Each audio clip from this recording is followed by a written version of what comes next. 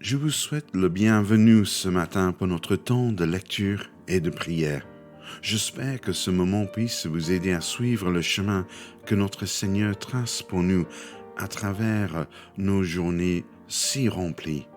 Vous êtes à l'écoute du podcast de l'Église protestante de Ronsard.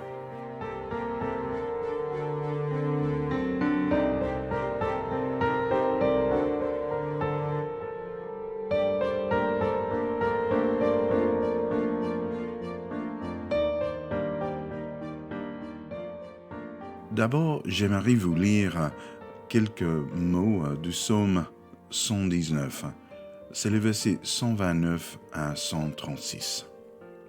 Les ordres que tu as donnés sont admirables, c'est pourquoi je m'applique à les suivre. Découvrir ta parole apporte la lumière, elle donne du discernement aux gens ignorants. Je bois avec avidité tes paroles, car je suis passionné par tes commandements. Tourne-toi vers moi, accorde-moi ta grâce, comme tu l'as décidé pour ceux qui t'aiment.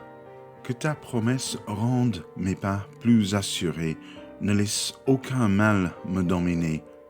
Libère-moi de ceux qui m'oppriment, pour que je respecte ce que tu exiges. Fais briller sur moi, ton serviteur, la lumière de ta face. Je t'en prie, enseigne-moi ta volonté. Je pleure toutes les larmes de mon corps en voyant qu'on n'observe pas ce que tu enseignes.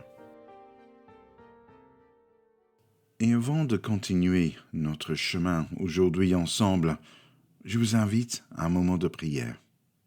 Ô Esprit Saint de Dieu, qui, de ton souffle, purifie le cœur et l'esprit de ton peuple, le réconfortant quand il est dans la détresse, le ramenant sur son chemin quand il s'en écarte, le réchauffant quand il a froid, le rassemblant quand il est désuni, l'enrichissant de dons multiples.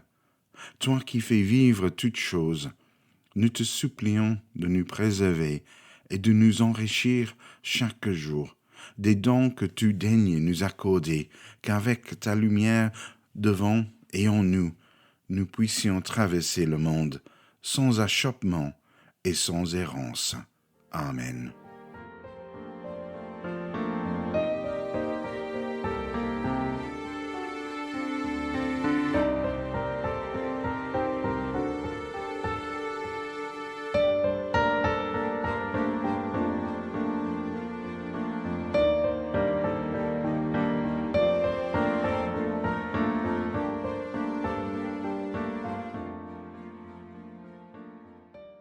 Aujourd'hui, je vous invite à ouvrir vos Bibles avec moi dans la deuxième lettre de Paul à l'église de Corinthe, donc 2 Corinthiens, et nous lisons dans le premier chapitre du verset 18 jusqu'au verset 22.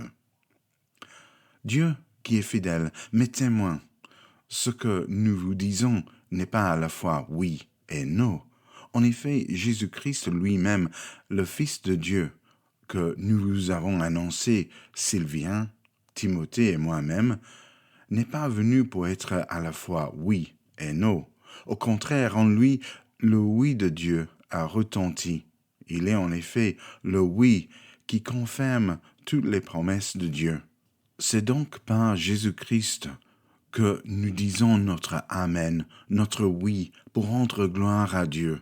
Et c'est Dieu lui-même qui nous a fermis avec vous dans la vie avec le Christ. C'est aussi lui qui nous a choisis pour son service. Il nous a marqués à son nom et il a répandu dans nos cœurs l'Esprit Saint comme garantie des biens qu'il nous réserve.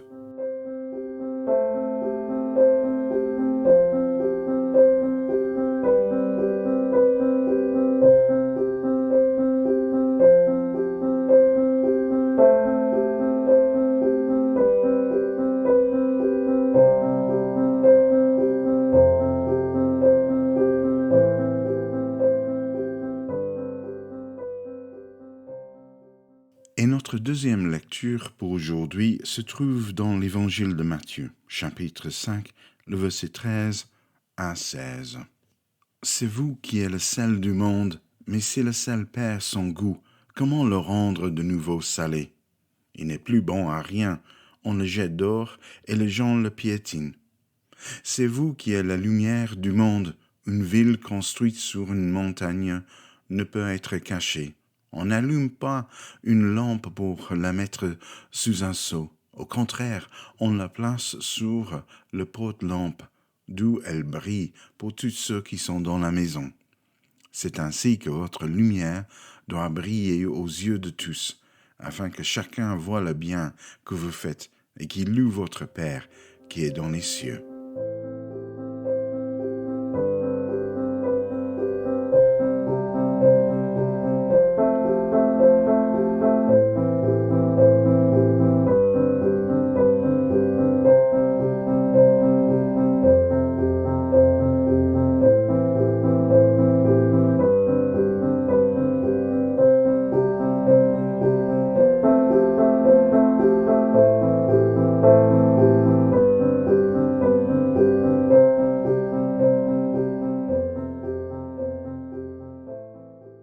Nous arrivons maintenant ensemble à notre moment de prière. Et aujourd'hui, spécialement, j'aimerais bien que nous prions ensemble pour la famille de Esther Brown. Donc, pas simplement la famille, mais aussi toute la communauté de l'Église et tous les gens qui le connaissaient aussi ici en Belgique de son temps quand elle travaillait pour le Bon Livre. Donc, elle est partie d'être avec notre Seigneur, mais c'est la manière dont qu'elle est partie, qu'elle nous a été arrachée, qui est violente. Et donc, ça a touché plein de différentes personnes. Et donc, je vous demande simplement de lever ces gens, prier pour eux aujourd'hui. Et aussi, prions ensemble pour Yvette, qui s'est passée par les moments de difficultés de santé et donc a été à l'hôpital pendant cette période. Pour Marie-Louise aussi, chez elle. Pour Diane et pour Ayla aussi. Pour Danny et ses difficultés de santé suite à son AVC. Et pour Janine, qui passe aussi à l'hôpital pour des différents examens. Et bien sûr, portez toutes les autres personnes que vous connaissez dans votre cœur qui ont besoin de prière en ce moment. Seigneur Dieu, notre seul Dieu, puissant dans ta bonté, saint et redoutable dans toutes tes entreprises, nous t'invoquons encore et toujours en n'ayant rien d'autre à te demander que de pouvoir vivre de ta grande miséricorde.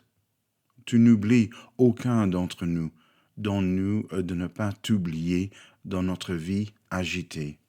Tu ne te lasses pas de nous, empêche-nous de nous assoupir dans l'indifférence.